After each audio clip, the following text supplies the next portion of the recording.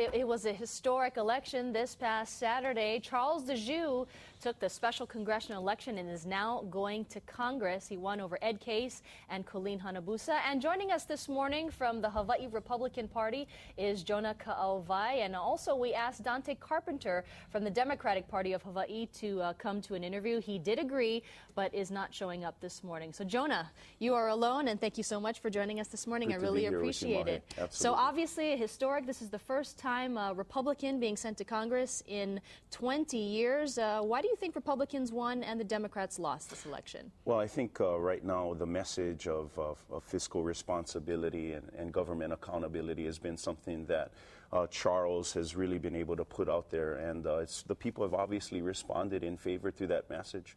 Well, now Charles Djou will likely win the primary because he's being the main candidate for that, but you know, the Democrats will say that he has a major uphill battle and that he is the underdog now, because when you combine the votes, Charles Djou got 39% of the vote and Case and Hanabusa combined got about 60% of the vote, that the majority of Hawaii voters favored a Democrat. So do you think that he's the underdog for the November general election? Well, we've been hearing the pundits and the liberal media here in the state of Hawaii saying that, and I think it's a little insulting to the voters to say that they're naturally going to follow the trend and go towards the Democrats. If we look back at the results of the 1986 special election, where the vote was very close, almost 30% for Neil Abercrombie, for Hanneman, and also for Pat Seiken. You saw how close that was, of course, with Abercrombie winning that. But in the primary election, Hanneman won that outright. But then in the general election, you saw Pat Seiken almost getting 60% of the vote.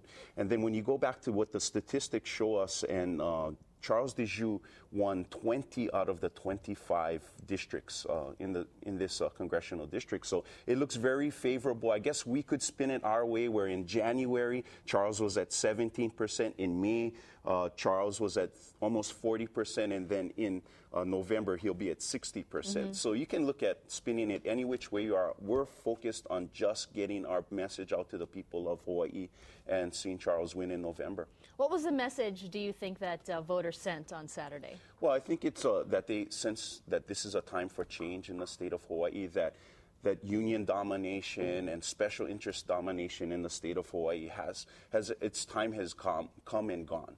And the people want a voice in government. It's government about the people, government of the people. And I think we have given them an option with Charles Djou. But Jonah, do you think it was really that message of change, or was that there were just two really strong Democratic candidates, Colleen Hanabusa, Senate President, and Ed Case, obviously an experienced candidate himself? Well, we can spin it again. We can spin it any way we like. We're looking forward to November, and we're putting all of the boots on the ground.